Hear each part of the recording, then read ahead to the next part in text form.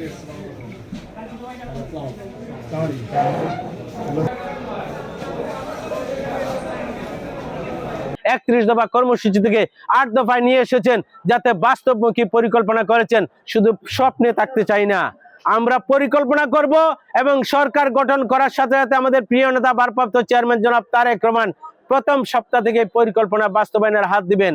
দীর্ঘ 17 বছর পরে মানুষের যে অধিকার আদায়ের আন্দোলন বাস্তবায়ন হয়েছে, সকলের মুখে মুখে একটি কথা, সবার আগে বাংলাদেশ, সবার আগে বাংলাদেশ।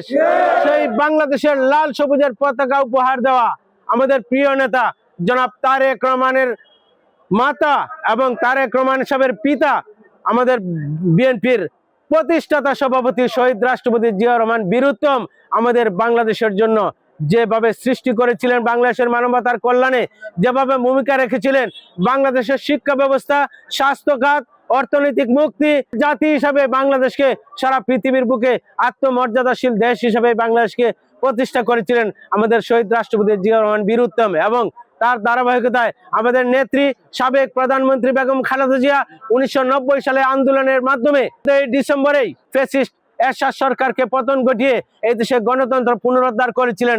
আবারও তার ধারাবাহিকতায় আমাদের বিএনপির ভারপ্রাপ্ত চেয়ারম্যান জনাব তারেক রহমান 2024 সালে এই দেশে আন্দোলন সংগ্রামের মাধ্যমে মানুষকে মুক্ত করার জন্য, মানুষের অধিকার আদায়ের জন্য বাস্তবায়ন করেছিলেন। আন্দোলন সংগ্রামের মাধ্যমে ফ্যাসিস্ট আওয়ামী লীগের পতন ঘটিয়েছিলেন।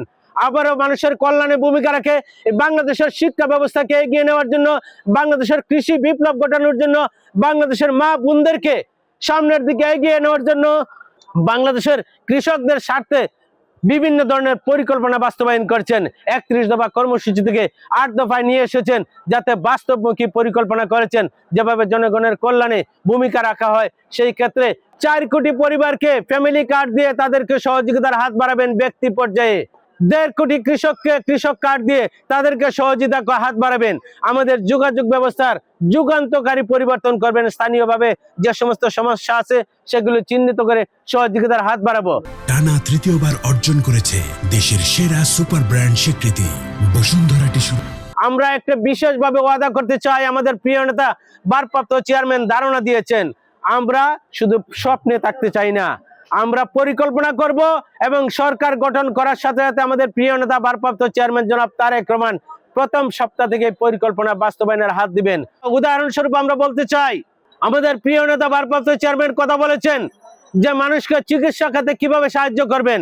মনে করেন একজন মানুষের কিডনি ডায়ালিসিস হবে, খুব জটিল একটা পরীক্ষা, কোনো সকল হাসপাতালে এরকম সরকারিভাবে সুযোগ সুবিধা কম।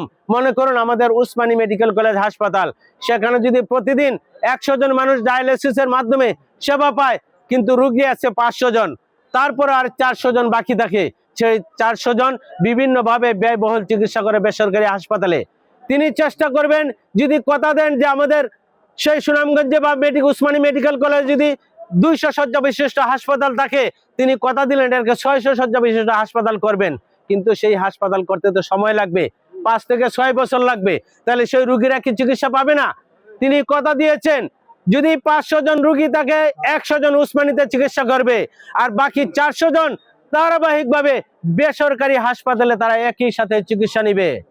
বেসরকারি হাসপাতালের সাথে সরকারের পক্ষ থেকে চুক্তি থাকবে, যাতে কম খরচে তাদেরকে চিকিৎসা করা হয় এবং চিকিৎসার বাকিটুকু সরকার যাতে ভর্তুকি প্রদান করে, সেই লক্ষ্যে কম খরচে যাতে একই সাথে বিভিন্ন হাসপাতালে 500 জনের চিকিৎসা সেবা পায়।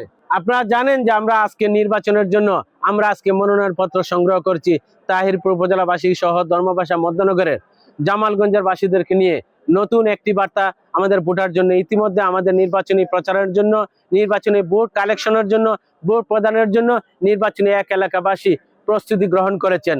এবং প্রস্তুতি যে গ্রহণ করেছেন, সরকার যেদিন থেকে আমাদের প্রচার অভিযানে যাওয়ার জন্য অনুমতি দিবে, বিশেষ করে জানুয়ারি মাসের 22 তারিখ থেকে প্রচার অভিযান চলবে, সেই দিকেই আমরা লক্ষ্য রাখবো।